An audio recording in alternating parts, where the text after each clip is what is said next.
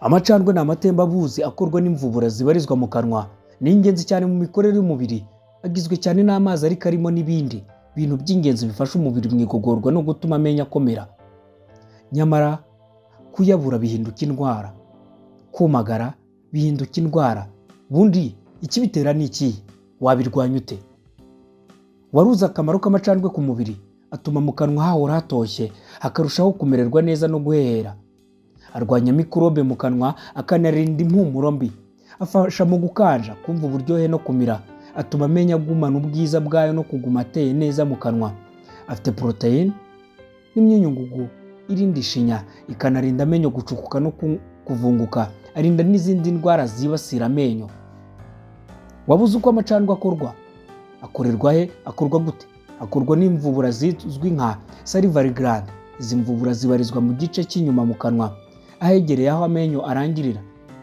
Hari imvubura 6 zibanze n'izindi ntoya zirenga 100. Ayo macandwe ari gukorwa asohokera mu muyoboro wayo witwa salivary duct. Mu gihe uri guhekenya arakorwa. Uko uhekenya cyane niko yiyongera. Mu kunyunyusa bombo nabyo byongera ikorwa ryayo. Ubusanzwe umubiri ukora hagati y'igice cya litiro kugeza kuri litiro 1 n'igice. Akenshi akorwa cyane amasaha ya nimugoroba, agakorwa gake nijoro. Niki gitera kugira amacandwe make ndetse no kumagara? Indwara zimwe na zimwe kimwe n'imiti biri mu bihindura ingano yakorwa. Iyo udafite amacandwe ahagije mu kanwa harumagara cyane. Iki ni ikibazo nicyo cyitwa xerostomia. Iyo mu kanwa humagaye bitera ishinya kwangirika, ururimi kimwe n'izindi ngiramubiri zimererwa nabi. Ibi kandi bituma amenyo yangirika cyane kuko aba atagishoboye kwikiza imyanda n'ibindi bisigara ku menyo nyuma yo kurya. Iyo humagaye kandi bishobora gutera impumuro mbi mu kanwa. Iyo akorwa kandi make utangira gutakaza uburyohe bw'amafunguro amwe n'amwe. Ibi akenshi bikunze kuba ku bantu bakuru. Nubwo impamvu zitazwi, indwara zibasira umubiri muri rusange, kurya indyo ituzuye no gukoresha imiti imwe n'imwe ni zimwe mu mpamvu. Kumagara mu kanwa no kugira amacandwe make bishobora guterwa n'indwara zimwe na zimwe nka HIV, diabete na Parkinson.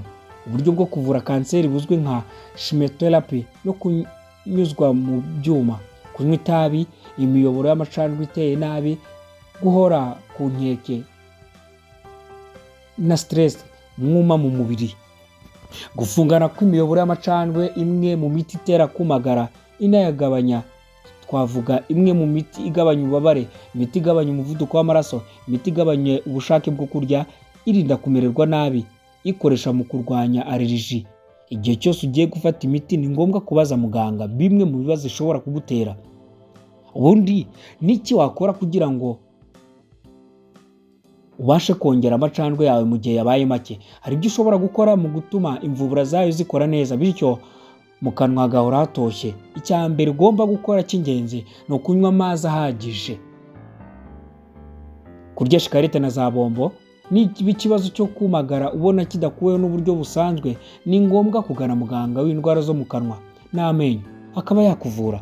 Nyamara ibi ngibi biravurwa bigakira, ariko nanone ubusanga hari indwara nyinshi zidutera bitewe n'uko twebwe twifata nabi. Benshi ntibanywa amazi. Hari imvugo yateye igira iti aho kunywa amazi ngewe nzanywa narohamye. Nyamara amazi ni ingenzi mu buryo ubwo ari bwo bwose, umubiri urayakenera. Bamwe bayasimbuje inzoga. Ni byiza kuyanywa.